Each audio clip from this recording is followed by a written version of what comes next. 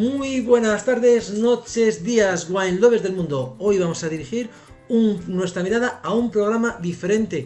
Aunque ya lo hemos tratado en alguna ocasión, vamos a hablar de una zona que a mí me toca mucho la patata porque está parte de mis orígenes. Vamos a viajar hasta Valladolid, Segovia y un poquito de Ávila porque vamos a hablar de la ruta del vino de Rueda. Es una zona que, como vamos a hablar más de enoturismo, lo hemos decidido de llamar Catando Territorio en lugar de nuestro tradicional vino entre amigos.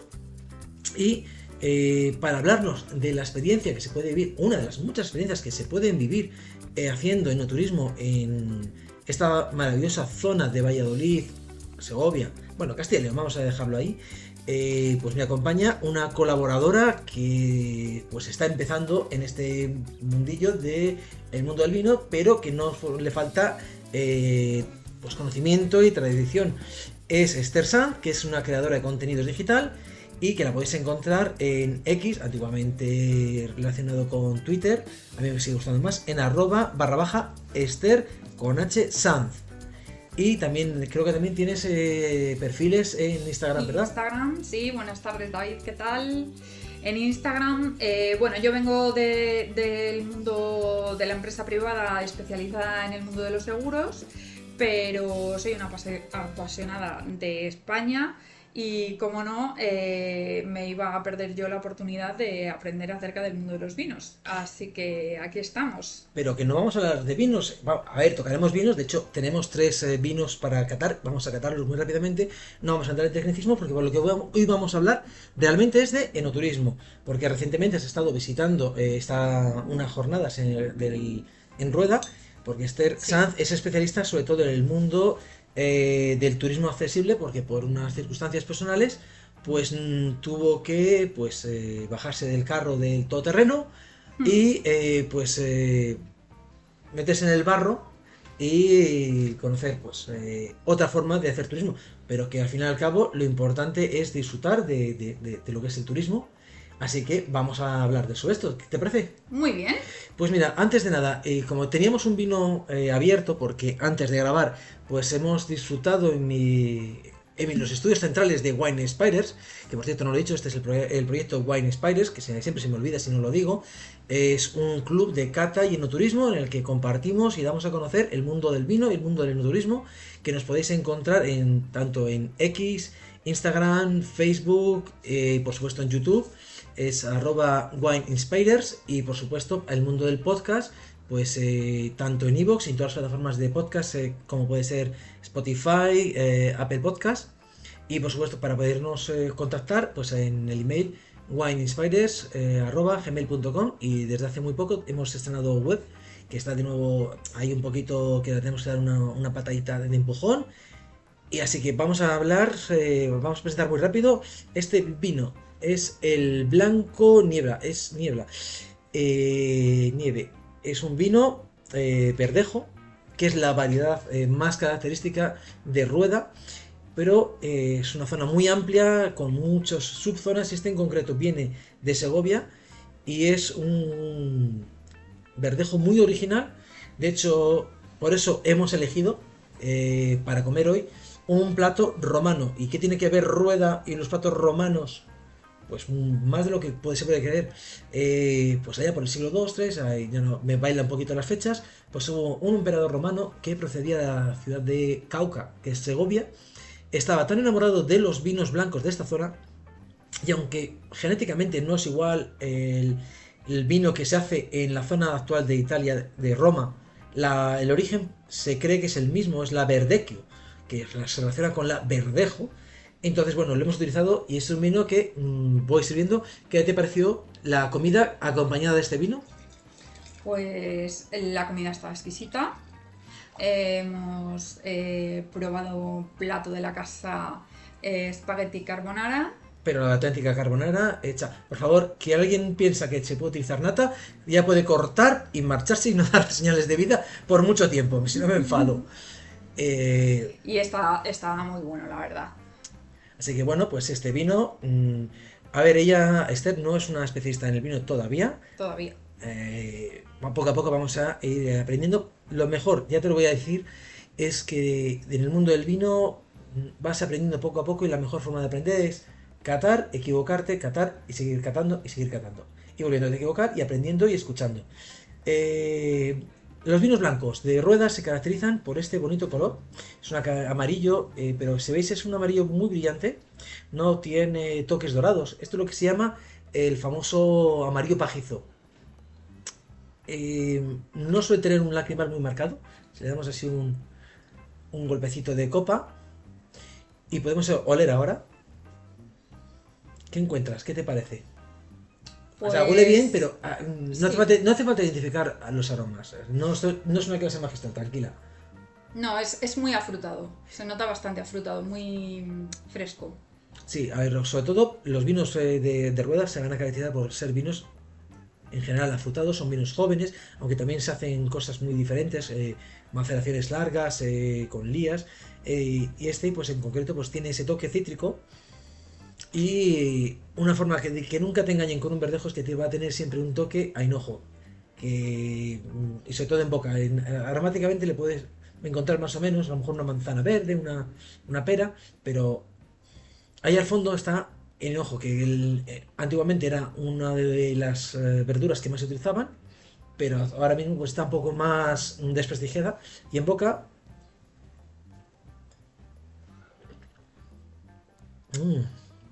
pues tiene ese puntito de acidez que te pica ahí al fondo, y al fondo te deja, el paladar te va a dejar, pues sobre todo amargura, tiene un toque amargo. Eso te ayuda sobre todo a maridar con platos como el que hemos estado tomando hoy, estos espaguetis carbonara. Por cierto, en la mesa del conde.es un gastroblog, mi gastroblog de referencia.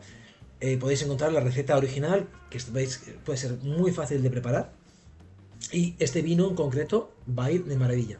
Pero bueno, vamos a seguir hablando de rueda. Vale, antes de eso te voy a decir una cosa. ¿A dónde has dicho que has cogido el guanciale? Bueno, el guanciale es una gran superficie. No nos han pagado, pero bueno, señores del Mercadona, paguen un poquito y hablamos más de sus productos. Claro, claro.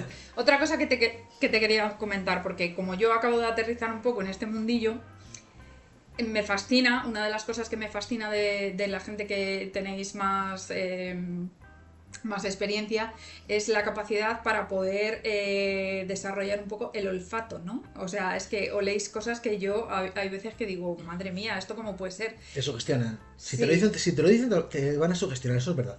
Pero he descubierto que el olfato se entrena. Se entrena. Así que bueno, puede ser que algún día yo también pueda empezar a hacer descripciones como mucho más especializadas. ¿Y para qué sirve? Curioso. ¿Y para qué sirve? Que yo te diga que este vino en concreto pues tiene ese toque de manzana, con toque cítrico, de pomelo, porque no es dulce. ¿Te sirve de algo?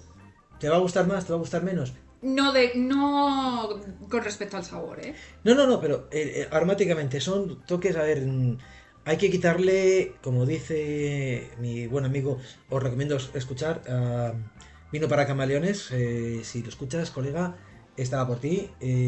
Vamos a quitarle el vino sin tonterías. Es verdad, es que Ferran, me encanta. Pero queda muy bien decir cuántos aromas huele uno en ¿Y para qué? un verdejo. ¿Y? No, yo no digo para qué, digo No, pero que en la calidad... queda muy bonito, muy... Sí, pero la calidad del vino... Muy... La calidad del vino no está determinada por la complejidad del... Bueno, sí, por la complejidad, pero porque tú sepas darle un nombre a los aromas. Es igual que tú puedes ir a hacer visitas de enoturismo y no necesariamente visitar 20 bodegas. Puedes visitar una bodega, pero también puedes visitar una quesería, también puedes visitar patrimonio y puedes visitar naturaleza. Y todo eso para mí es enoturismo. Lo que pasa es que tenemos que quitarnos un poquito el cliché que enoturismo es solamente bodega, bodega, bodega. Hay muchas más cosas. A mí, por lo menos, que yo he visto muchas bodegas y me encanta y seguiré viendo bodegas porque me apasionan, porque como enólogo, aunque no me dedique a ello profesionalmente, me gusta. Pero hay muchas más cosas. De hecho, es lo que vienes a contarnos. ¿Qué has vivido? Sí, la semana pasada tuvimos la oportunidad de ir a hacer la ruta de rueda y fue una experiencia muy, muy buena. Primero porque ves cara a cara pues el trabajo que hay detrás de estas botellas, ¿no? Y una de las cosas que me llamaba mucho la atención era la pasión de la gente que trabaja en estas bodegas, de la cantidad de años que llevan detrás de conseguir pues un vino de calidad, un vino que pueda tener pozo en la gente que lo toma, ¿no? Y ya no solo a nivel de bodegas, sino que pudimos visitar, por ejemplo, el monasterio de Santa Clara. Estuvimos en Parador Nacional de Tordesillas y todo el ambiente al final te invitaba a vivir esa experiencia más allá de lo que era el vino y a tocar un poco tierra, ¿no? En el sentido de los productos que nos da nuestro maravilloso mundo. En España tenemos la manía de siempre decir, bueno, me voy de viaje a no sé dónde o tal, ¿no? Y luego, Bueno, sin embargo... yo como experto de turismo de interior, otro de los proyectos es Destino Castilla y León, Destino y Sabor, que ella también es colaborará conmigo en Destino y Sabor. A ver, hay que viajar y hay que salir de España, sí, pero nunca hay que olvidarse que también tenemos un país maravilloso, Exacto. excepcional, con unas posibilidades únicas que muchos tienen que venir de fuera para decirnos, qué maravillosas paisajes, patrimonio, gastronomía, vinos tenéis aquí en España. O sea, hay que salir, sí, y también disfrutar de lo que tenemos dentro. Efectivamente, porque es verdad que hay mucha gente, pues eso, que a lo mejor es la moda, ¿no? El decir, pues me voy fuera, me voy a Bali, me voy a no sé dónde, tal, y es genial, ¿no? Yo también lo hago, pero no nos podemos olvidar de lo maravillosa que es nuestra tierra, porque es súper completa, o sea, son experiencias transversales.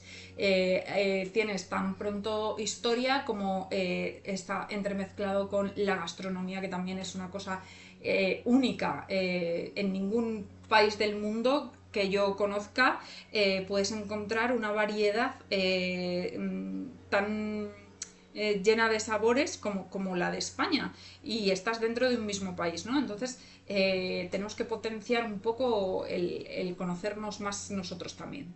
Hombre, para poder vender nuestra tierra como un destino, y no estamos hablando de masificarla, desde luego hay que conocerla. Y estos viajes, como el que acabas de hacer, es una de las formas de conocer, experimentar, y aquí estamos pues para darlo a conocer. Mm. Entonces, pues, ¿por dónde quieres empezar? Que nos hablando de alguna de las bodegas, del patrimonio. Pues mira, yo voy a empezar hablando de la experiencia histórica. O sea, voy a poner en contexto histórico en la zona en la que yo estuve, que era Rueda y Tordesillas, ¿no? Que es donde nos alojamos.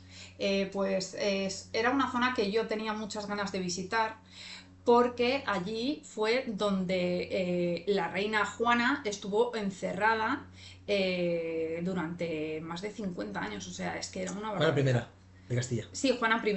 Sí, Juana porque la loca, la loca. que no estaba tan loca. Pero bueno, entonces en contexto histórico ya esto te invita como, o te incita un poco a conocer más la historia, ¿no? Entonces estuvimos visitando el monasterio de Santa Clara, que es una absoluta maravilla y una locura. Si quieres luego entro en más detalles. Pero el primer día cuando aterrizamos fuimos a las fincas, a las bodegas de Monte Pedroso, y vivimos una experiencia...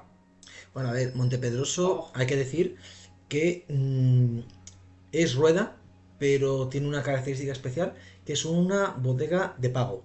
sí. A ver, un pago para aquellos que... A ver, sobre todo comercialmente se habla mucho de pago de, pago de, pago de. Y hay mucho paguitis de las narices cuando pago, de verdad. Es una clasificación, es el top de las clasificaciones de los vinos en España. Viene desde Europa, reconocido, y tiene unas características necesarias que tienen que cumplir y con unos requerimientos muy, muy, muy específicos. Entre ellas, pues que toda la uva tiene que proceder de una parcela muy en concreto, que se tiene que elaborar con una metodología muy tradicional y no te voy a decir exclusiva, pero de ese origen. La bodega tiene que estar completamente rodeada en medio del viñedo y, como hemos dicho, no se puede mezclar. Los controles de calidad son extraordinarios porque es una clasificación y una inspección que viene desde Europa. Yo también voy a decir una cosa, ser vino de pago no te garantiza calidad, pero sí te garantiza que se le ha puesto mucho cariño y hay mucho esfuerzo. A veces pueden ocurrir cosas que no te gusten un vino, pero desde luego cariño y esfuerzo tiene y mucho. Así que, bueno, yo tengo que reconocerte que Bodegas Montepedroso no lo conozco.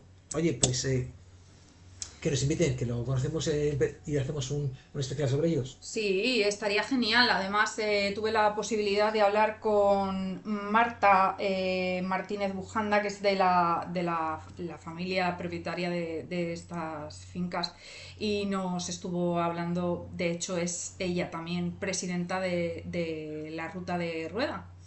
Y nos estuvo hablando, bueno, pues de los proyectos un poco que tienen de cara al turismo, de cómo quieren dar a conocer, porque es importante para ellos, ¿no? Que más allá de lo que es el trabajo de bodega, que se hace de la recolecta de cómo Lo se... que es la industria del vino. Exacto, sí, la industria del vino, pues más allá de eso, de que la gente pueda conocer de fondo cómo trabajan ellos, ¿no?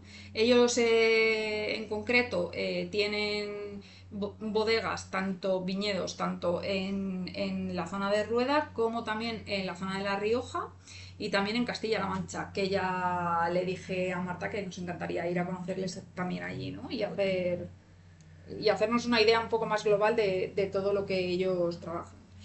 En concreto, en esta experiencia que vivimos nosotros, primero estuvimos visitando la finca, nos enseñaron los viñedos y es cierto que la filosofía de ellos es muy de poner en el centro de todo lo que son los viñedos, ¿no?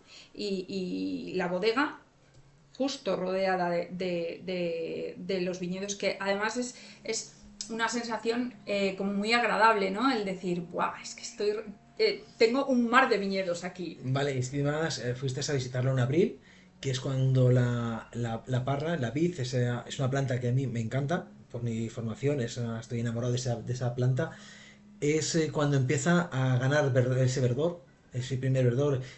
Imagino que ya habría pasado lo que es el llanto, y es cuando se Sí, poda y la salvia empieza a brotar, pues evidentemente por las heridas que se han causado, pues surge una salvia que va a cerrar y cicatrizar ese corte y cae como si estuviera llorando. Pero es el sí. principio. Eso nos explicaron, pero está un poco más avanzado. De hecho, este año parece ser que se ha adelantado un poco porque ya estaban brotando las primeras flores. Ya, ya. Sí, sí. Nos estuvieron comentando que igual llevarían unos 15 días de adelanto y ya tenían que empezar a arrancar lo que era la parte de abajo. Sí, la pueden ver de esplujar. Exacto, eso. Bueno, pues están ahora mismo en esa fase. Pero bueno, era muy interesante también de esta visita saber que ahora se está trabajando en lo que es la zonificación, que no es otra cosa más que, bueno, pues cuando uno piensa en la Tierra, pues la Tierra tiene varias capas, ¿verdad? Sí, en sustratos y parte que además, aunque un territorio pueda parecer homogéneo, porque está cubierto de una capa vegetal, no estamos viendo los sustratos, pero interiormente los terrenos no son iguales, no son homogéneos en toda una zona tan grande como puede ser la denominación de origen Rueda.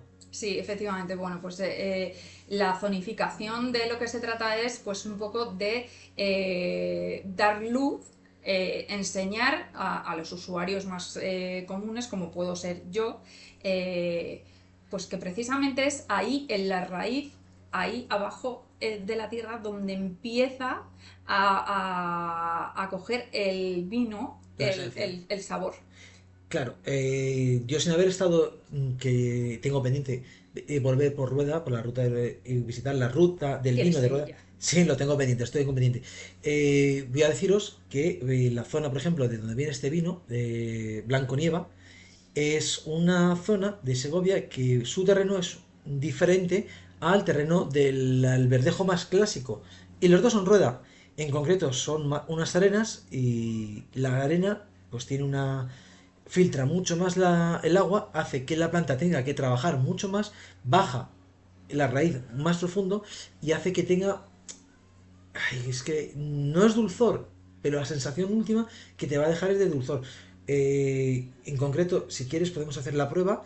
Déjate este poquito y mientras terminas de hablarnos de Finca Monte Pedroso, voy abriendo pues un blanco diferente que es de la zona más clásica, es el Canalla, que me encanta el nombre, 2024, que es un verdejo pues más clásico, aunque tiene un toque canalla, viene de la zona de la seca y mientras así haces la prueba vas a encontrar esas dos diferencias. Vale, bueno, pues como te comentaba antes, estuvimos hablando acerca de la zonificación y de cómo quieren dar a conocer a nivel turístico pues estas cualidades de la tierra. Otra cosa que me llamó mucho la atención es a nivel generacional cómo va pasando generación tras generación ese espíritu, ¿no? de cuidar de las viñas, de aprovechar el producto de la tierra y del cuidado y del esfuerzo que hay ahí detrás, ¿no? Por ejemplo, de todo lo que es la ruta de Rueda, pues trabajan 1.500 familias y muchas veces pensamos, madre mía, la España vacía, ¿no? De todos estos pueblos que hay en Castilla, León profundo, etcétera, pues hay las posibilidades que da la propia tierra de potenciar un poco lo que sería la economía local, ¿no? Y curiosamente, pues también es esto que va pasando de generación en generación. Por ejemplo, pues Marta y su tío son los dueños de la finca de Rueda y ellos pues se encargan de todo lo que es la gestión de esa finca, ¿no? Y entonces nos hablaron de muchas cosas, por ejemplo, sí me gustaría hacer mención de una cosa especial, que es lo que tienen preparado para el eclipse. Es que me explotó la cabeza.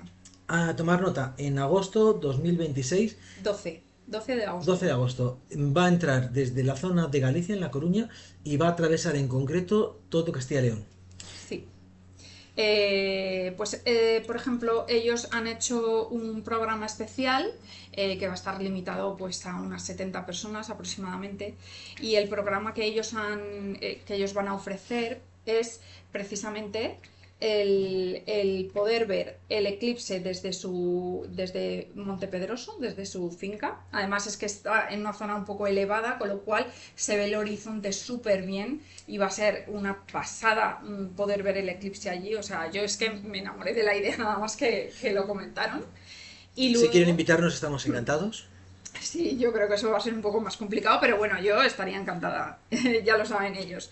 Y luego lo que van a hacer va a ser una cena, que irá a cargo de un restaurante estrella Michelin. Y además van a contar con 2 astrónomos allí, porque van a aprovechar después de la cena para poder hacer observación de las Perseidas, que justamente coincide el eclipse con lo que son las Perseidas que se ven en agosto. La lluvia de estrellas, típica de agosto. Así es. Así que es una experiencia que seguro que es inolvidable. Si ya de por sí es una experiencia genial ver un eclipse total de sol, pues imagínate. Sí, por la mañana, tarde. Por la tarde, por la tarde que ves el eclipse y ya te quedas, cenas y vas a poder disfrutar de las Perseidas. Bueno, pues la Y además guiados por astrónomos, o sea, un lujazo. Pues bueno, ahí queda anotado, planazo para aquellas 70 personas privilegiadas, porque es un privilegio, poder disfrutar de una experiencia de esa forma. Así es. Así que, ¿te parece que cata los dos? Simplemente para que veas la diferencia, a ver si la encuentras. Este es el original tuyo. Cuando termines, si quieres, lo puedes echar en la estupidera. Ay, sí, porque de esta te tengo que contar una anécdota muy divertida. Pues ahora me la cuentas. Ahora te cuento. que para catar tampoco te hace falta beberte el agua de los floreros. Estamos catando. Aunque hay vinos que pues realmente es una pena tener que escupir, pero si tienes que catar muchos, ese es el que tenías antes. Mm. Prueba este. Venga, va. Simplemente a ver si encuentras una diferencia. Te voy a ir cambiando. Si quieres, Sí.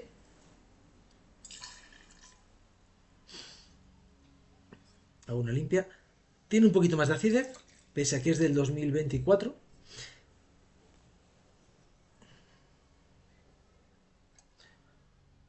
Es diferente, es otro vino. Es otro corte. Sí. Es que no la quiero emborrachar, pero Es que fue muy bueno, lo voy a contar. Cuando en mi primera cata de vinos, claro, catar es probar, ¿no? Pues de esto que nos pusieron varias botellas de vino, tal. Venga, vamos a probar este vino de yo no sé qué, tal. Y venga, para adentro. Y ahora vamos a probar no sé qué. Y venga, para adentro. Y ya hubo, creo que fue como a la tercera vez, que iba yo ya como con un poquito de mareo, que veo que hay como como las grecas. un poquito de mareo. No como las grecas, pero bueno, estaba contenta, vamos a decirlo así. Había unos recipientes que yo pensaba que eran papeleras, pero papeleras para echar cosas, basura, vaya. Y entonces, claro, cuando vi a alguien que empezaba a escupir, yo dije, ahí va. Y claro, me vino a la memoria la película de El Barcoyote, que es de mi época, que es una chavala que entra a trabajar en un pub por las noches y entonces pues llega de esto que va sirviendo tal y llega uno y le dice venga una para mí y otra para ti y Vale. entonces ella se queda así como cortada y viene otra compañera por detrás y le dice oye que es de muy mala educación no aceptar las invitaciones de los clientes algo así, lo digo con mis palabras y entonces ella pues venga para adentro y ya, pues como al segundo o el tercero, iba como diciendo, pero ¿cómo puede ser posible que yo me beba todo lo que me van invitando los clientes? Y entonces llega otra compañera y le dice, hombre, pues porque tú coges el vino El chupito. el chupito que te da el cliente, tú te lo coges, te lo metes en la boca y con la otra, y pegas el cambiazo con esta otra botella y lo escupes. Y yo estaba pues más o menos igual de marea que la chavala que trabajó el primer día en el... O sea, bueno, en fin. Vale, Cosas lo importante de es Málaga. disfrutarlo. Disfrutarlo. Sí, la verdad que sí. Estuvo gracioso. Bueno, pues pasamos a la siguiente bodega. Venga, vamos. Yo tengo aquí anotado que vamos a pasar a... Es un amigo mío. Que me da muchísimo gusto. Aún no tenemos vinos de él. Es una pena. Pero ha colaborado en One Spiders en varias ocasiones. Un gran saludo a Javier Sanz Y a su hija. y a su hija, que es Leticia. Es un encanto. Te mandamos saludos de aquí. Que ha tenido un bebé recientemente. Encantados de... Ha sido... Es una pena no haber podido estar yo en este viaje, pero Javier Sanz, pues yo siempre digo que le conozco que tiene pues una gama de vinos de calidad, que son los vinos que pagan las facturas. Pero luego tiene otra gama de vinos que son los derrapes mentales de Javier, que no se pone el mundo por montera en el mundo del vino y hace cosas raras como recuperar variedades. Y luego, pues creo que está haciendo el derrape del derrape a la hora de hacer un auténtico I más D más I de verdad aplicado al mundo del vino. Su bodega nueva, yo no la conozco.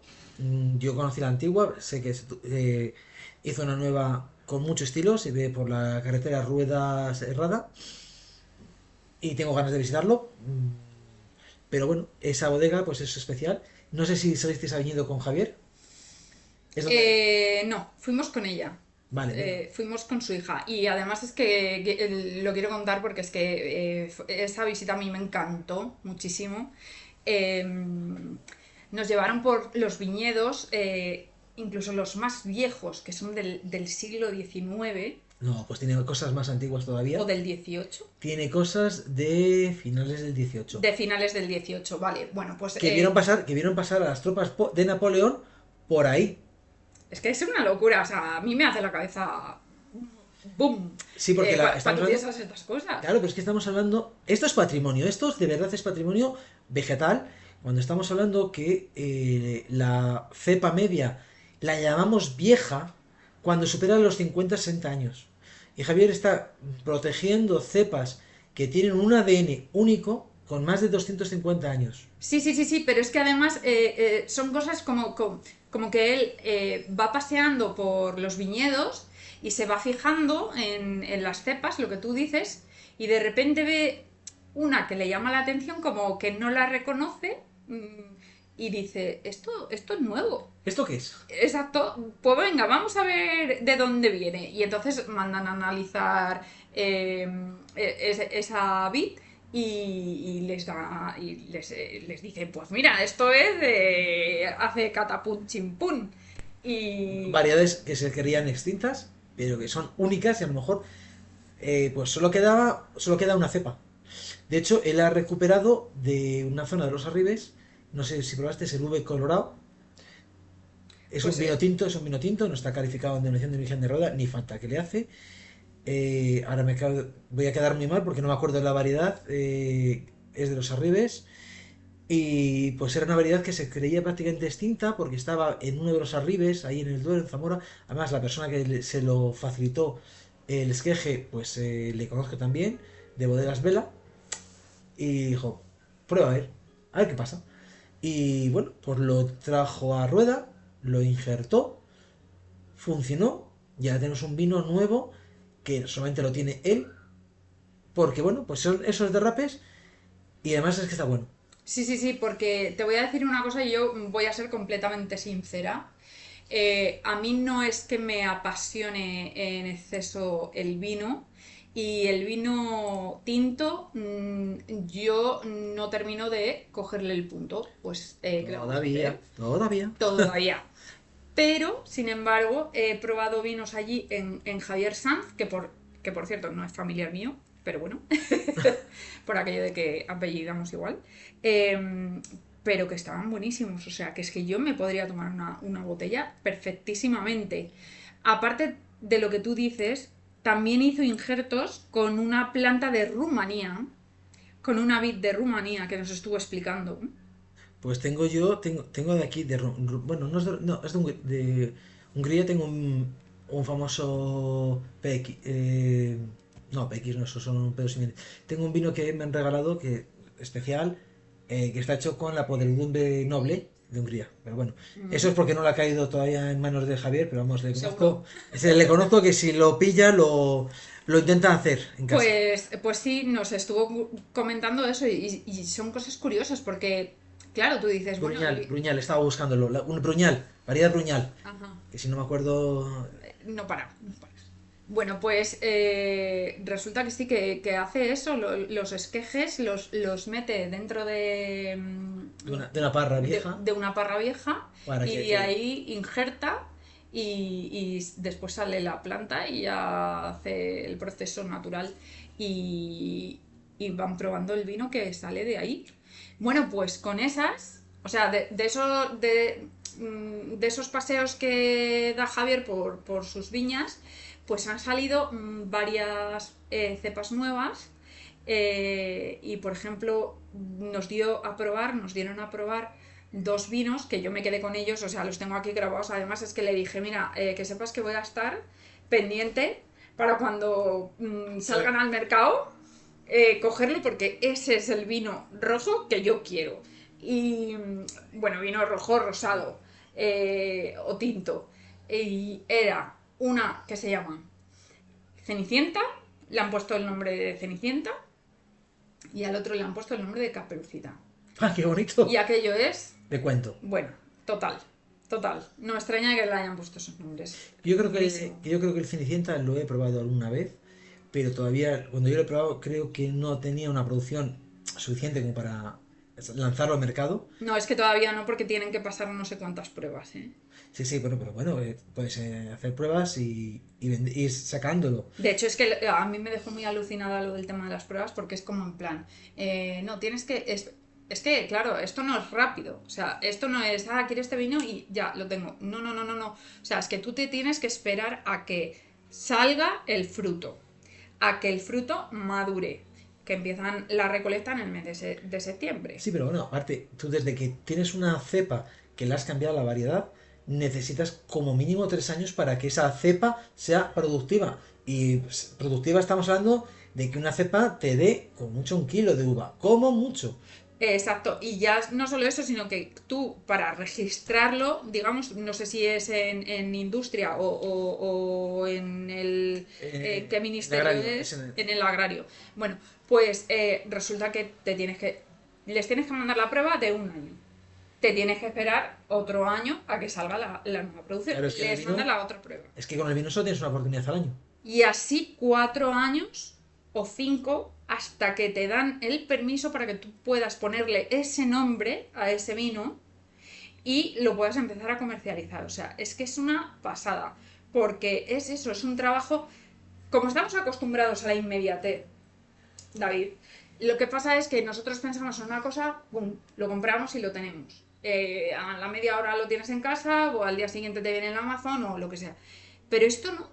Esto es un trabajo que se cocina lento, Es lento. que en Y el mundo es del vino las prisas no son buenas compañeras. efectivamente, y entonces es como tomarte la vida de otra manera totalmente diferente y ver todo desde una perspectiva muy distinta. O sea, es el trabajo de trabajar la tierra, de cosechar lo que te ha dado el fruto. Todo eso contando con que la meteorología te acompañe. Porque el año pasado, en el mes de julio, hubo una granizada que, por ejemplo, echó a perder parte de la cosecha de... En Ribera del Duero fue horrorosa. Exacto. Se perdieron bastante producción. A ver, las grandes bodegas tienen la fortuna de que ya lo tienen vendido. Entonces juegan a... Yo tengo vendido todo. Si produzco 100 voy a vender los 100. Si produzco 2000 voy a vender los 2000. Y con eso voy a jugar con el precio.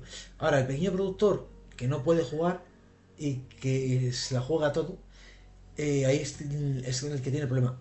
Esto es una gran diferencia que yo veo, y esto con el compañero Wine Inspires Víctor, hemos hablado en alguna otra ocasión, y es que el mundo de la cerveza está muy dominado por 3 grandes grupos a nivel internacional y luego pequeños productores locales muy de cervezas artesanales. El mundo del vino no existe. Es verdad que existen los dos monstruos que no voy a nombrar porque como nunca casi nunca nos han invitado, alguna vez uno de ellos, venga, lo voy a decir, y me da igual, o sea, quien produce 60 millones de botellas o más, o 600 millones de botellas, pues hace cosas buenas, malas y medio pensionistas, que es el grupo Félix Solís. Pues evidentemente pues se puede permitir el lujo de jugar y que en un sitio no gano pero lo compenso con otro. En el mundo del vino está tan pequeños productores hacen que cada cosa sea tan única y es verdad que es una pena que se nos llene a los españoles la maldita boca con la cultura del vino y no tenemos ni puñetera idea porque no sabemos muchas veces distinguir ni valorar. Si no sabemos ni siquiera distinguir, que menos vamos a valorar, evidentemente. Y nos venden un vino francés y se nos caen las canillas y ¡oh! Es que francés. Y en España hacemos unos vinazos. Pero vinazos, ¿eh? Vinazos que le pueden comer la partida. A ver, evidentemente, que no me meto con los vinos ni franceses, ni portugueses, ni italianos, que son. Hay unos vinazos espectaculares, tan buenos como cualquier vino español. Pero es que en España también tenemos esos vinos. Sí, es que es un poco lo que te comentaba antes, ¿no? Es un poco el desprecio, entre comillas, a lo propio que tenemos nosotros frente a lo que Sobre nos valoración. ofrecen, lo que nos ofrecen otros, ¿no? Y eso también es un poco una pena, porque ya no solo en el mundo del vino, sino en general, pero en este en particular hay un trabajazo detrás de gente a la que además le apasiona, porque es que les apasiona. Yo vi tanto a Javier como a su hija explicándote cómo ellos trabajaban, porque son ellos que van viendo los viñedos, aunque tienen un montón de trabajadores, ¿no? Pero bueno, Le ponen alma. sí, es que es una pasada. Y a mí, yo personalmente, respeto mucho el trabajo que tienen las grandes productoras, pero cuando son más pequeñitos es como una acogida diferente. Es como, es que están criando algo de ellos también. Hombre, están poniendo todo el cariño. Pero es que además Javier Sanz pues, es un apasionado de su tierra. Y Sí, totalmente. creo que tuviste la oportunidad de visitar pues un patrimonio que, no sé si os lo contó, imagino que sí, que era una ruina. Era Una iglesia. una iglesia, la iglesia pequeña que tenía la Seca, Sí, que es la orden terceira de los hermanos franciscanos. Los franciscanos tienen la orden de hombres, la de mujeres y los laicos. Esa es la orden tercera que pues en este pueblo, en la Seca, pues se había caído prácticamente, se había utilizado de discoteca, de cine y prácticamente era una ruina, la tenían delante y pues él decidió comprarla, restaurarla, se hacen eventos, se hacen conciertos y bueno, pues ha conseguido que un patrimonio que estaba perdido, pues ahora mismo es un lugar en el que hay vida de nuevo. sí, una pasada. Esa implicación y ese amor por las cosas que tienes y que has estado viendo desde niño, ¿no? Porque claro, es que, fíjate, pues habrían estado allí viendo esa iglesia toda la vida y que llega ya siendo una persona hecha derecha y dice, pues voy a invertir en el patrimonio de mi pueblo Y le voy a y lo rescatar. voy a restaurar y le voy a dar una vuelta de tuerca para que no solo lo pueda disfrutar yo, sino que además pueda ser algo compartido con otros, ¿no? Y de hecho, pues allí estuvimos haciendo la cata. Es un sitio que además lo tienen perfectamente adecuado para personas con movilidad reducida, porque pusieron ascensor, o sea que súper bien. Y, y es precioso de ver. O sea, un espectáculo y yo la verdad es que me quedé encantada de verles pues poner esa pasión, ¿no? En cosas que son patrimonio. Bueno, te voy a decir que justo al lado, hace como, bueno, en la pandemia estaban haciendo aprovechando que la gente no podía salir, pues se podían cortar las calles alegremente y haciendo en la plaza que está entre las dos iglesias de la Seca, pues sabían que había históricamente, por el que así aparecía en el catastro del Marqués de la Ensenada, una bodega tradicional. Pero no sabían dónde estaba exactamente, sabían que en esa plaza había algo. Y la piqueta pues dio la casualidad de que picó justo la entrada. Y se pudieron abrir esa bodega que llevaba cerrada desde hacía más de un siglo. ¡Wow! Y bueno, es un patrimonio que se puede visitar en la Seca, junto con la de Nava del Rey, que es también municipal, pues y creo que iban a incorporar una tercera. Se está creando un recorrido de esas bodegas tradicionales históricas que se habían quedado, habían caído en el olvido, que solamente los muy, muy mayores conocían que de niño habían entrado. Pues esa está justo y además es un complemento a visitar esta... Bueno, y es que realmente la bodega tradicional de Javier, la antigua, es que es un museo en sí mismo. O sea, yo que he estado y lo conozco y es una maravilla, ¿eh? También te lo digo. Bueno, pues tengo visita pendiente para Precisamente. verles. Pues vamos a ir a nuestro siguiente destino, aunque ya las he apuntado un poquito, y nos vamos a ir a Tordesillas, como dicen los de Tordesillanos, Torón Tontón, Torón Tontero, porque ahí es el centro del mundo. Vaya. No, no, lo digo porque el centro del mundo fue Tordesillas. ¿Por qué? Porque a un lado teníamos Valladolid, donde estaba la Real Chancillería. Al otro lado teníamos Salamanca, donde estaba el centro erudito más importante del siglo XV y XVI. A muy poca distancia, Medina del Campo, donde estaban los reyes católicos preparando pues el lanzarse a conquistar América. Un poquito más para arriba ya nos subíamos hacia el Cantábrico, donde las lanas castellanas y leonesas, lo siento chicos de León, pero para mí sois hermanos, aunque no me vamos a entrar en política, ¿eh? No, es que es un tema que como soy castellano, pues alguno... bueno, pues ahí salían las lanas de Castilla hacia Amberes, con lo cual, cuando en 1494 se firma el Tratado de Tordesillas, se divide el mundo en dos, entre los ¿Portugueses? portugueses y los castellano-leoneses aragoneses, Españoles. españoles, pues el centro del mundo durante un tiempito estaba en Tordesillas. Fruto de esa importancia va a existir un palacio mudéjar que se perdió, donde estuvo durante 56 años la reina legítima, la segunda reina legítima, con capacidad de legislar, aunque no va a ejercerlo, que es Juana. Efectivamente. Y Juana, precisamente, siempre ha sido un personaje histórico que a mí me ha apasionado. Y he de decir que no me esperaba para nada lo que vi en el monasterio de Santa Clara, porque aquello era como entrar. ¿No estás en Córdoba? Sí, un momento. El monasterio no es el resto del palacio, ese famoso. No, no, no, no. El palacio es el mismo estilo, es un estilo mudéjar. Lo va a construir un antepasado de los Reyes Católicos. Es un palacio que lo manda a construir un siglo y medio atrás Alfonso XI de Castilla y León. Lo va a terminar de poner a su gusto Pedro I, el famoso cruel, y lo va a heredar pues su hermanastro y sus hijos, que al fusionar las dos ramas de los Trastámara con la casa de Borgoña, pues pasa a ser patrimonio real.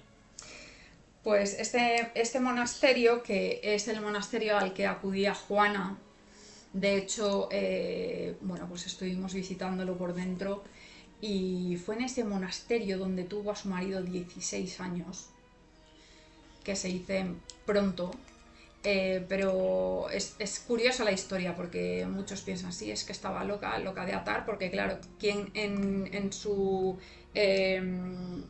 con la cabeza bien puesta va a tener a una persona difunta de cuerpo presente de 16 años. Pues había un motivo, y no es una cuestión de cordura, ¿no? Sino una cuestión política, o sea, administrativa, vamos a decir. Porque Juana era muy joven. Sí, pero claro, si el rey no está sepultado, no se saltaba. No se podía casar. Sí. Si él no estaba sepultado, a ella todavía no tenía esa concesión como de viuda, administrativamente hablando, y entonces no la podían volver a casar. Eso fue una estrategia de ella para que no la volviera a casar el padre, Fernando. Ni su hijo. Ni su hijo, Carlos. Bueno, pero Carlos todavía era más pequeño. Sí, pero Carlos no la saca, Carlos no la va a sacar no, claro. de ese sitio. Pero es verdad que Carlos no va a ser rey de Castilla y León hasta la muerte de su madre. Claro, o sea, de loca es posible que tuviera poco. Que se hiciera la loca, esto ya entra más dentro de lo que sería razonable. Y ya sí que después, pues, ella estuvo allí enterrada durante unos años hasta que su hijo Carlos, me parece que fueron, es que no recuerdo ahora cuántos años, pero no fueron muchos, en torno a los 2 años o así. Ya su hijo Carlos la mandó llevar el féretro a Granada, que es donde está sepultada junto a los Reyes Católicos y al rey Felipe el Hermoso. Bueno, pues una de las cosas que me pareció fascinante fue el arte mudéjar con el que está hecho ese monasterio. O sea, es que tú entras y parece que estás en otro país. Y fíjate que es... yo aquí voy a tirarme piedras sobre mi tejado porque todavía no he podido ir a visitar Córdoba. Lo tengo en mis... to-dos, que se dicen ahora. Ay, pendientes. Bueno, pues sería una Córdoba pequeña. O sea, es como una mezquita de Córdoba, pero en chiquitito.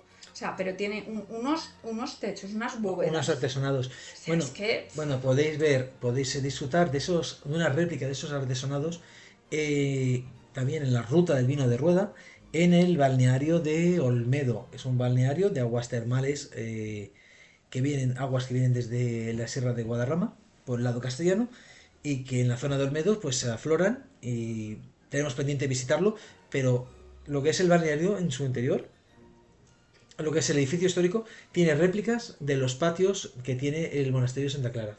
Es que precisamente este monasterio tiene una zona de baños. que también me quedé como bastante sorprendida, pero es que tiene una zona de baños. Ay, no me fastidies, que los españoles no éramos unos guarros. No éramos tan guarros. Pero bueno, Te acabas de cargar la leyenda negra, parte de la leyenda negra. vaya por Dios. ¿Qué vamos a Lo hacer? siento a aquellos que no les guste la verdad histórica, pero los castellanos y leoneses, españoles, pues no éramos tan... Los ibéricos, porque también vamos a defender a nuestros hermanos portugueses, pues no éramos los guarros que nos han contado. Pues no. Ahí No, están los porque baños. de hecho es que además tenían una... Es que esto es una cosa fascinante. Porque tú ahora hablas acerca de la aerotermia, ¿vale? Que es algo que está muy de moda. Tú que vienes de este gremio, pues sabes de lo que te hablo. De la geotermia, la aerotermia tal, que no es otra cosa más que calentar el agua debajo del suelo, ¿no? Para que el suelo después lo suba el calor. Porque el calor sube, el frío baja. Bueno, pues dicho esto, resulta que la técnica que utilizaba esta gente era, tenían lo La que eran gloria. las chimeneas en la parte de abajo, ¿vale? Y ahí El hogar. calentando a tope. Y entonces, ¿qué hacía eso? Pues que se calentara lo que era el suelo. Ese suelo radiante moderno. Exacto, echaban ellos el agua y de ahí surgía el vapor. Y tenían lo que vienen a ser saunas. ¿Qué te parece? Fantástico. Pero bueno, en concreto, en Olmedo tiene no tienen que calentar porque el agua ya viene caliente. Esa es una de las ventajas. Sí, pero que estamos hablando del siglo XIV. Bueno, la gloria castellana, que son las calefacciones por suelo radiante que tienen la mayor parte de los pueblos de las Castillas, tanto la del norte como la del sur, no deja de ser un horno debajo de la casa. Y Efectivamente. los humos atravesaban toda la casa y salían por una chimenea al otro lado, de forma que al final estábamos calentando y en invierno teníamos un solecito muy calentito y cuando abrías el tiro para que entrara aire y lo hiciera a la inversa, pues en verano teníamos una cosa que era algo muy fresquito, teníamos el suelo radiante pero en frío. Claro. Pues lo dices, nosotros hemos creado algo Bueno, novedoso, romano. pero No, no. no, no, no, no, No. o sea, no, me gustaría decir que es un invento español, pero no, esto es un invento romano por lo menos. Por lo menos, sí. Pero bueno, muy interesante esta visita, pues porque ves cómo convivían también en aquella época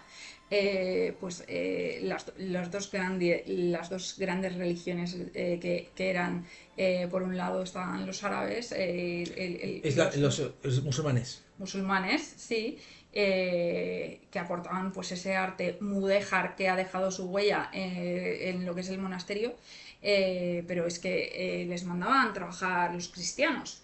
O sea, es que era muy curioso. Bueno, pues vamos a ver, no vamos a dar a hablar, estamos hablando de patrimonio, no estamos hablando de historia ni de arte, pero bueno, es que me picas, ya sabes que yo me subo a... No dejo... No hay un tema en el que no me atreva. Vamos a ver, los habitantes de la Andalus eran hispano-romanos convertidos al Islam, no eran fanáticos norteafricanos. De nuevo, vamos a desmentir otro mito. Bueno, sí, y no nos vamos a meter en ese No, jardín. no, hoy no toca, hoy no toca. Hoy no, hoy no. Pero bueno, que es interesante saber, pues precisamente cómo la evolución del arte está claramente impregnado de esa convivencia que hubo en aquel momento y que se mantuvo hasta que se les expulsó de la península, ¿no? Y muy bonito de ver también la Capilla Dorada. Es que es una pasada. Sí. Y bueno, a ver, es patrimonio nacional. Para sacar las entradas para el monasterio es necesario a día de hoy sacarlas a través de la web de Patrimonio Nacional. Yo creo que merece la pena. Si alguien no ha estado y le gusta el arte, le gusta el patrimonio, es súper mega recomendable conocer este sitio. Vamos a hablar sobre, si quieres, bueno, antes de marcharnos de Tordesillas, Tordesillas tiene un montón de iglesias muy interesantes. Justo al lado del convento de Santa Clara está la Dama Blanca de Castilla, que es esa iglesia dedicada a San Antolín. Y es porque toda esta repoblación del Duero Medio es de gente que viene desde Palencia y trae a su santo. Y hay un par de iglesias que tanto en Simancas como en Tordesillas, que están son municipios que están dentro de la ruta del vino de rueda, pues van a estar dedicadas a San Antolín, también el Medina del Campo. Pero en concreto estas dos son de unas iglesias que desde lejos se ven Es un punto de referencia que es iglesias que son de color blanco, es una piedra caliza traída de, de canteras que no están en la zona, con lo cual, pues ahí significa que esa zona pues fue en un momento dado muy rica. Hmm. Recomiendo visitar Tordesillas pues en los aniversarios de la entrada de Juana a Tordesillas. Yo recomiendo sí o sí parar porque, a ver, yo he pasado por Tordesillas un montón de veces, pues de esto que coges la carretera hacia el norte, ¿no? Y pasas por allí, pero no tiene nada que No has ver. parado nunca, no habías parado nunca. No había parado Pero nunca. es que una cosa, si te digo que hace apenas 20 30 años la carretera nacional pasaba por ese puente de piedra Fíjate. de origen romano. Claro, ahí había unos atascos cuando llegaba el verano. Pues no veas, no veas. No me lo quiero ni imaginar. Bueno, pues yo recomiendo a todo el mundo que pase por esta carretera, que es la A6 en Sí. dirección Coruña, pues que pare en Tordesillas y que se pegue una vuelta porque es que realmente es precioso. Bueno, quiero hacer también, creo que en tu viaje no tuviste la oportunidad. Existe una bodega, es la segunda bodega más pequeña de Castilla y León a nivel comercial, Bodegas Muela, que es una bodega que tiene 3 niveles subterráneos. En el No, casco no, histórico. no la pudimos ver. No, está en el casco histórico de la ciudad. No puede crecer más porque no hay más sitio. Directamente es imposible que crezcan más. Eh, Hacen unos vinos muy curiosos y sobre todo, pues, a los que somos de Valladolid, como es mi caso, tienen un vermú que le llaman el Velay. Oh, Que Velay, pues, es una expresión muy antigua que verás tú. ay, por favor. Qué curioso. ¿Y cómo ha llegado al Belay? Pues porque, pues que en el mundo del vino, pues, o innovas siendo fiel a la tradición o estás muerto. Pues sí, la verdad que sí. Y esta, pues, es una bodega familiar que llegó al punto de que tuvo que hacer eso. Es una cosa que, por ejemplo, pues tú has estado en el Parador Nacional de Tordesillas. A ver, yo he estado en muchos paradores nacionales. Sí, yo también. En concreto, yo lo siento porque es mi tierra, pero el Parador Nacional de Tordesillas ahora empieza a tener un poquito de historia, pero es que comparado con los que hay por ahí, A ver, claro. son los de la última época del franquismo, principio de la democracia, en el que bueno, se perdió un poquito el rumbo y querían seguir manteniendo ese estándar de calidad sin gastarte tanto dinero como era recuperar patrimonio. Entonces se va a hacer este parador, no sé si existía algo anterior, pero vamos, a mí es de los paradores que para comer se come muy bien. De hecho, Sí, te voy a decir, yo he sido jurado eh, misterioso no me digas. de tapas en el concurso de tapas de Tordesillas. Oh, Sí, estuvimos ahí haciendo de concurso. En el concurso, pues fuimos el jurado misterioso. Y fuimos a probar todas las tapas sin decir, evidentemente, que éramos. Que algunos. Yo creo que al final sí que nos pillaron porque decir, joder, es que estos tíos están todo el día por aquí. A ver, precisamente en el parador, que es donde pasamos la noche, es como dices tú, no es de los más bonitos. Obviamente tienen unas calidades de servicio, pues que es marca Parador Nacional. Eh, es como un edificio bastante más moderno, más han querido hacer algo estilo colonial, pero ha quedado como un poco así asá. hombre, es que tenemos paradores tan maravillosos como puede ser el de Lerma, como puede ser el de León, como puede ser el de Segovia. No, el de Segovia no, el de Segovia es de los nuevos. El de Zamora. Y claro, ves este y te se queda un poquito cortito. Claro, sí, sí, sí, sí. Yo he estado en otros como por ejemplo pues en Cáceres, ahora no me va a salir, en Jarandilla de la Vera, y es que es un castillo, es que escúchame, eso es una cosa espectacular. Pero bueno, a favor del de Tordesillas tengo que decir que tiene un spa, tiene piscina climatizada, tiene piscina exterior, tiene sauna, tiene gimnasio, o sea que ofrece servicios. Además, puedes llevar a tu animal de compañía, Ay, mira, pues porque empiezan a aceptar animales de compañía. mira, eso es una cosa y aquí, pues ahora por mis circunstancias, pues necesito viajar con una mascota. Y es verdad que hay muchos sitios que por desgracia no puedes ir con tu perrete. O sí, porque por lo general viajas con perros.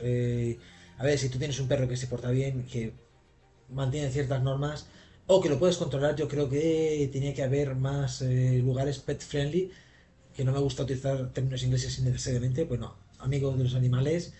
Y pues mira, no sabía yo que en Tordesillas ya se puede visitar con... Sí, se puede hacer el alojamiento con mascota. Obviamente tienes que avisar antes de llevar a tu mascota y no sé si tiene algún tipo de suplemento, pero bueno, es algo añadido, ¿no? No se puede hacer en todos los paradores nacionales, pero bueno, cada vez hay como más los que Conciencia. sí que... Hay conciencia. Sí. Pues eso está bien. Yo el año pasado pues, te puedo decir que en la ruta del vino de Valdepeñas conseguí una mesa en el hotel, en el restaurante bodega que yo había elegido en concreto, el Señorío de los Llanos de Valdepeñas. Pues gracias a que íbamos con mascota. Porque la gerente, al saber que íbamos con mascota, nos dijo: Ah, ¿que vais con mascota? Pues como yo tengo mascota y sé que tenéis muchos problemas, te preparamos una mesa especial. Anda, mira, qué No curioso. había mesa. A ver, esto es un debate grande para comentar el tema de los perros, hasta qué punto los estamos humanizando o introduciendo en la vida humana. Y yo tengo mis pros y mis contras, ¿eh? Sí que he viajado con mi perrita, que tengo una Carlina. Y sí que ha habido sitios en los que no he tenido problemas en entrar.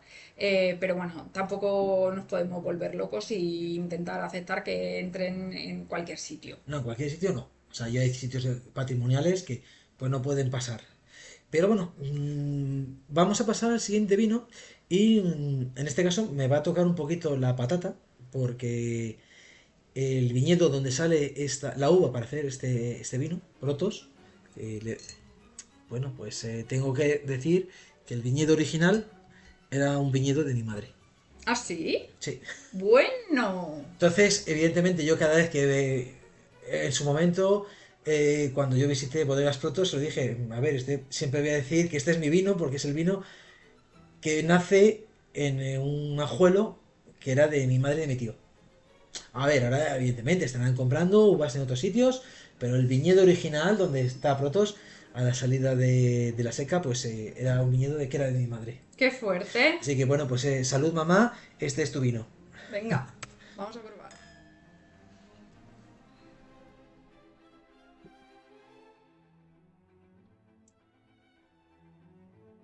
Si te das cuenta, este es un vino que es un poquito más seco, aunque tiene una acidez, va un poquito más clásico, más básico.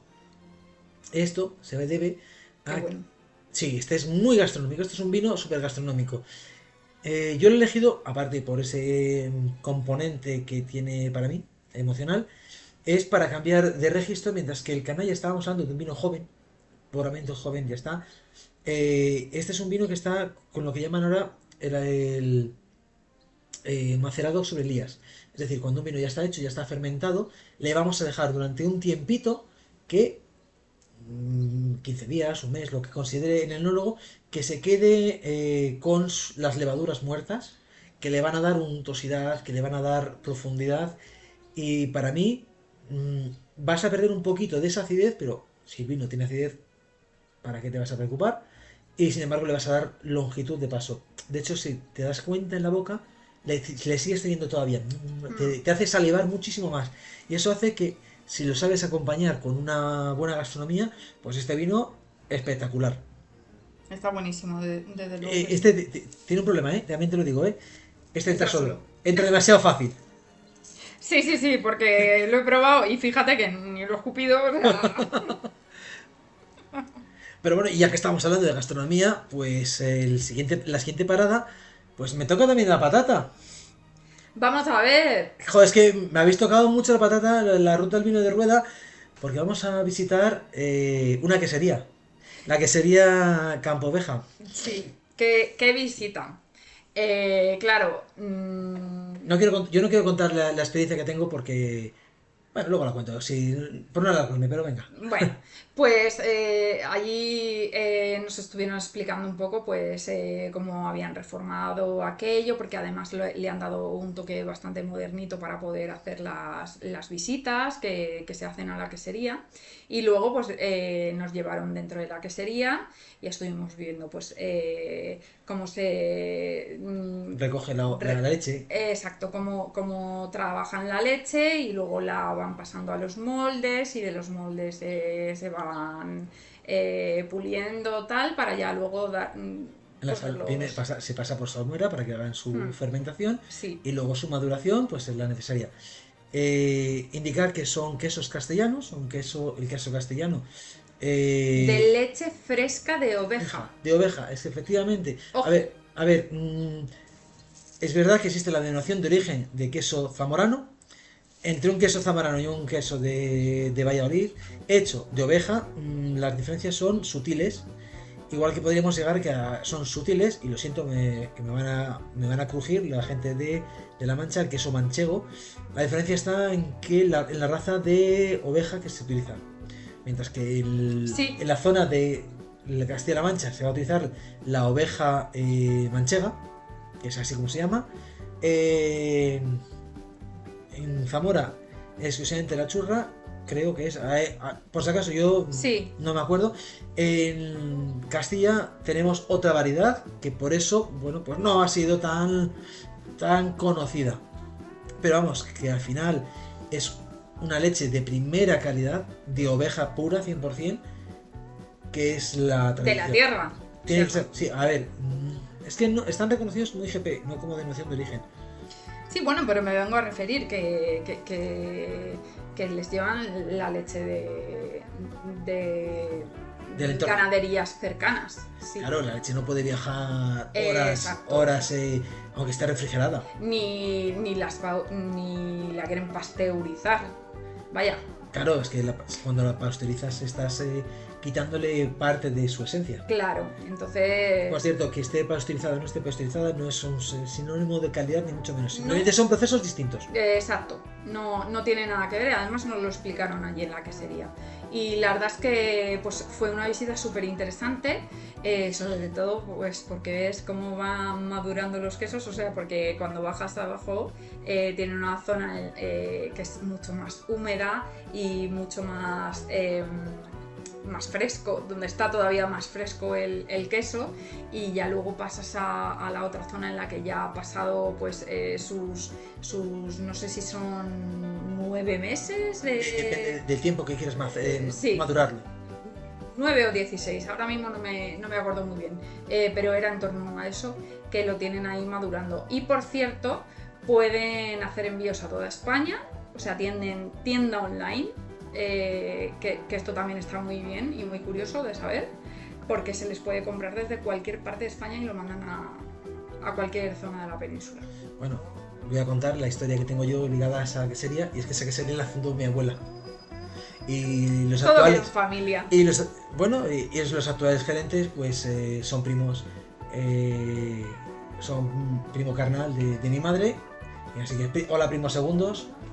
Tengo pendiente una visita, lo sé. Esto es de queso, he de decir. Bueno, a ver, yo tengo, como hay otros primos, hermanos de ellos, que tienen otra quesería también en Serrada, pues bueno, pues yo no me quiero posicionar, pues unas veces le compro uno y otras veces le compro otro porque me encanta el queso, y además es que el queso castellano de oveja, pues es que es un queso súper versátil.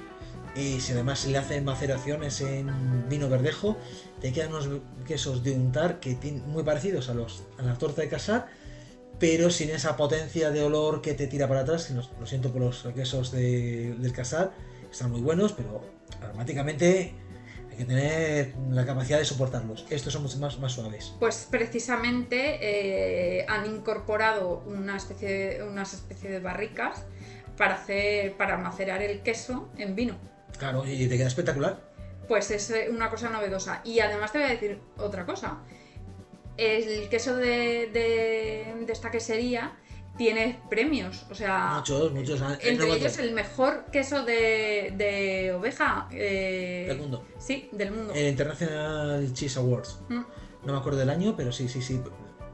cerca, o sea, no me sonaba que fuera muy lejos. No. De hecho, creo que le hice una foto, ahora te digo la fecha. Bueno, yo podría buscar la publicación que hicimos en Destino Castilla y León porque la verdad es que es un queso, para los que les guste de verdad el queso, o sea, es un manjar.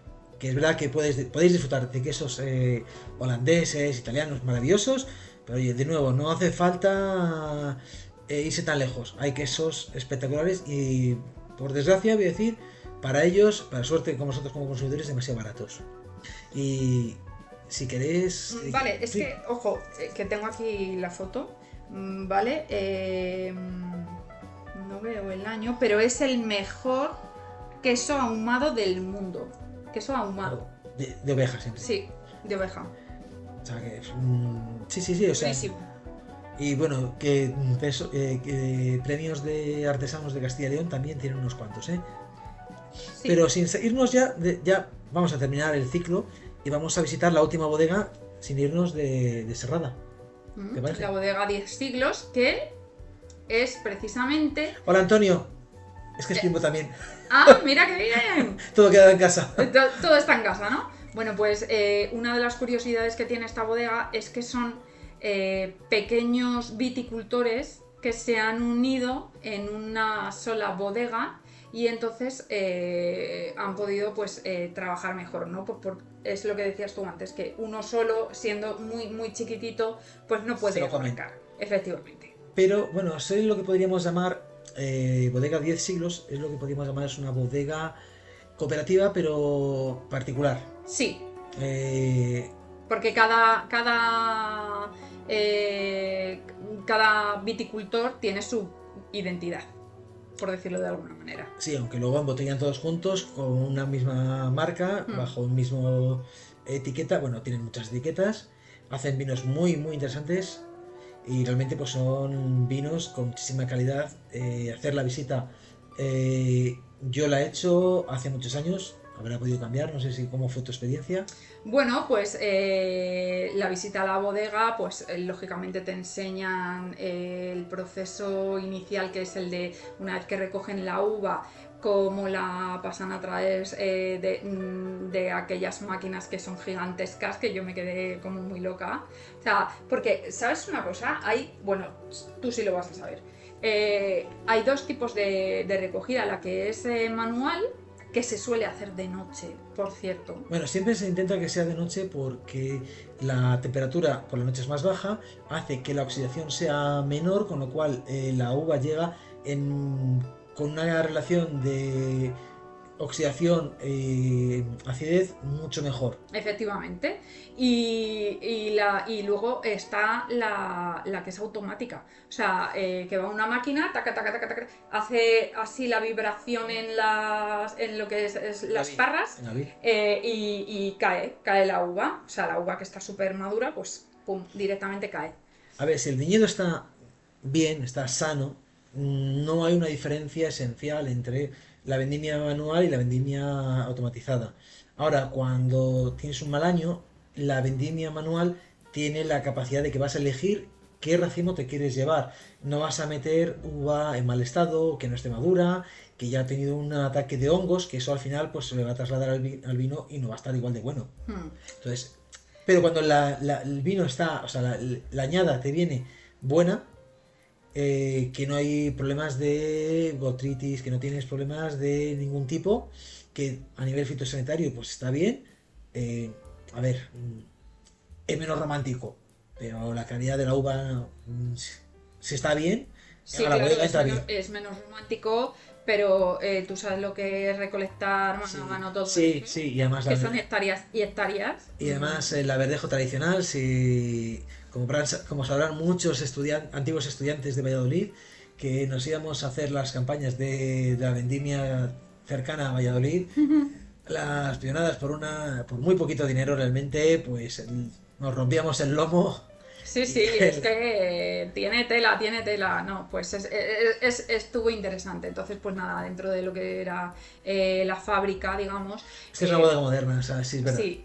Ahí le falta ese encanto que, por ejemplo, podrías haber visto de haber visitado la bodega de Javier Sanz, la original. La moderna imagino que tendrá Aunque por fuera está muy cuca, pero por dentro imagino que no deja de ser muy industrial. No estuvimos dentro No. de lo que era... No, fuimos a la iglesia. Bueno, es que, a ver... Estuvimos en los viñedos Es que más antiguos. Es que, a ver, como enoturista premium que me considero, que he visitado muchísimas, yo siempre digo, si tu bodega no es espectacular, no tiene algo, no tiene una historia que contar, no la des tanta importancia, porque al final todos los procesos del vino son más o menos los mismos.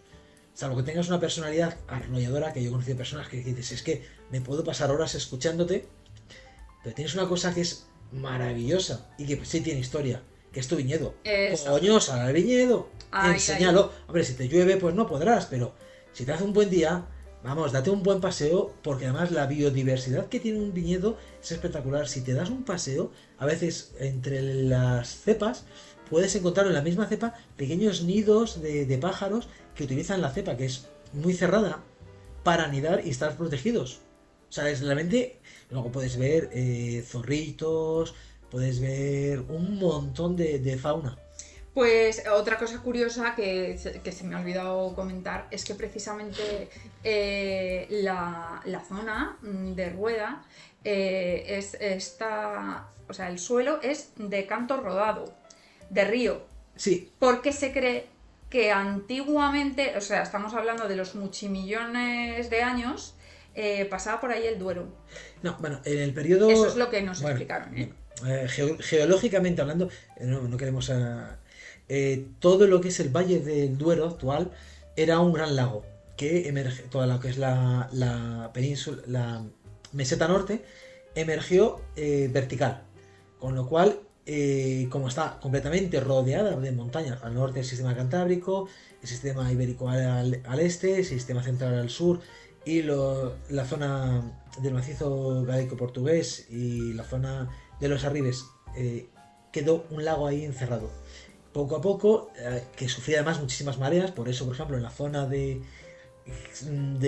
Bierzo, pues tienes esas arenas rojas, que le va a dar una característica particular a los vinos del Bierzo. Pues en esa zona, en la zona que es todo el Valle del Castilla y León, pues se fue sedimentando, es una cuenca sedimentaria. Cuando se rompe, porque hay el choque de las placas, se va a abrir los arribes. Y de repente, pues todo ese agua se va a marchar y va a caer, o se va a ir vaciando poco a poco. Evidentemente no fue una cascada. Y pues en la zona más central, que es el Duero actual, que es lo que queda de aquel famoso gran lago o mar interior, pues es el canto del río. Exacto. Y es muy curioso porque sí que es verdad que en la zona esta que es un poquito más alta ves todo lleno de piedras, de cantos grandes, o sea, cantos de río. Y luego hay una zona... Y ahí no hay río, ¿eh? Y no hay río, es que es increíble. Y luego, y tampoco puedes pensar, no, es que han traído aquí la piedra, pues no veas tú para llevar tantos millones de piedras. Y luego sí que hay una zona que es un poco más arcillosa, que ya es cuando empieza a cambiar un poco la... Pero eso ya es cuando vas hacia el norte, cuando ya vas buscando el río actual, en Tordesillas. Pero también es gracias a esa piedra que Rueda puede presumir de tener una de las mayores concentraciones en todo el mundo de vides o plantas prefiloxéricas, ya que el bichito necesita hacer túneles para ir de planta a planta y comiéndose las raíces, y como ahí no había, porque no había arena para crear, si hay mucha arena, como por ejemplo en la zona que empezamos hablando, ¿no? En la zona de Segovia, ahí le costaba mucho. Si hubiera una mezcla de arcilla, lo tenía fantástico, pero cuando te encuentras en la zona esta de canto, ahí el bichín no podía moverse, no podía hacer túneles, no podía excavar porque se lo comían cada vez que se movía se lo iban comiendo, con lo cual puede presumir la zona de Rueda y en concreto el triángulo que forman La Seca, Serrada y Pozaldez de ser la mayor concentración de viñedo prefiloxérico. Por eso ellos tienen el eslogan, sobre todo La Seca, de ser la cuna del verdejo, porque si no se habría perdido. Sí, y además que la piedra les ayuda mucho pues a mantener la humedad y a que la temperatura no sea tan brusca. Claro, en verano se calienta por el día y se enfría por la noche, soltando poco a poco esa humedad que la va a poder aprovechar la planta. Aparte que, o sea, estrategias diferentes. Antes hablábamos en la zona segoviana que era arena, que la planta bajaba mucho para encontrar el agua. En el cerrada y la seca pues la va a hacer de otra forma. Pero es lo que le hace característica. Y probablemente por eso sea el origen de esta zonificación de la que hemos empezado hablando, ¿no? Que es el leitmotiv de estos viajes que están haciendo desde la ruta del vino de rueda. Claro, y precisamente pues es la maravilla de, dices, voy a una bodega, normalmente, ¿no? Tú a la gente le dices, vamos de bodegas, pues es ir de vinos. No, es que aquí no es solo ir de vinos, es aprender, es saber cómo late esa tierra, es decir, mira lo que nos está dando y de ahí pues cómo lo aprovecha el hombre para poder, bueno, pues disfrutar de unos vinos como los que hemos probado estos días. Ya ves que aquí hemos tomado hoy 3 vinos que proceden en principio de la misma zona, y en la denominación de origen rueda, y hemos visto 3 perfiles completamente distintos, y esa es la grandeza que puede tener. Pero es que incluso si pudiéramos hacer una cata vertical, es decir, del mismo vino, diferentes añadas, el vino está vivo, evoluciona, y al final pues es un poquito... Bueno, yo antes de cerrar, mira, voy a echar un poquito más y me voy a explicar, porque a mí este vino en concreto, esto no es una... no está siendo una... no está patrocinado, estos vinos los he pagado yo de mi bolsillo, porque a mí me encanta hablar de vinos y encima si son de mi tierra pues más que mejor. Y voy a probarla. Venga. Chin, chin.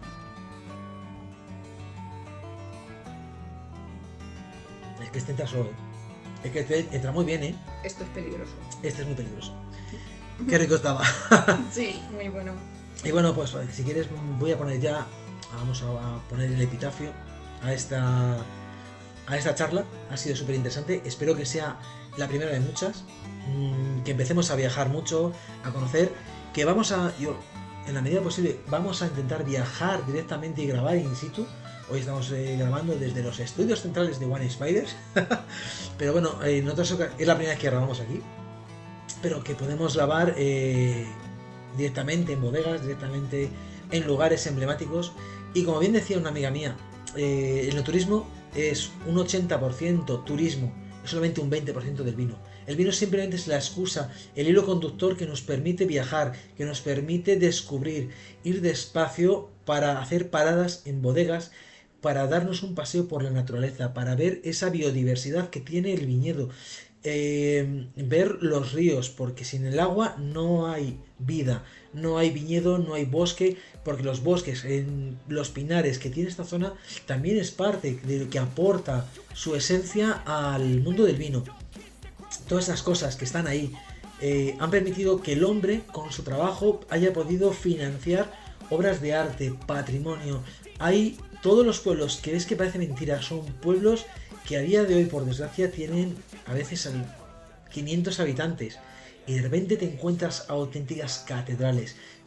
Estamos hablando esta vez de la zona de Rueda, pero en Castilla y León, en Castilla-La Mancha, en Aragón, en Andalucía, en Valencia, allá donde vayamos, en Galicia, hay auténticas joyas que se han podido financiar porque realmente este patrimonio se transformaba en economía, se transformaba en vida, se transformaba en población, en la esencia de lo que somos hoy. Y como hemos podido hablar, es que la historia corre por nuestras venas y se plasma cada año en estos vinos. Ahora, hay que entenderlos, no hace falta ser expertos. Aquí no estamos hablando de ser auténticos sumillers. ¿Qué más da que yo te diga a qué sabe? ¿Qué más da? Si tú te gusta, si tú lo disfrutas. Y como siempre hemos dicho en este proyecto Wine Spiders, el mejor vino para mí no es el que más te gusta, es el que más se disfruta, el que más se comparte, porque al final el vino es compartir, porque tomar vino solo está bien, pero no está divertido. Cuando es divertido es cuando tienes a alguien con el que hablar, y ya sea de vino, ya sea de patrimonio, ya sea de lo que sea. Es ese acto social que tiene el juntarte con la gente. Así que sin más, nos despedimos por hoy y en breve pues nos vemos descubriendo otro territorio. Así que sin más, salud. Chin, chin. Salud y vino.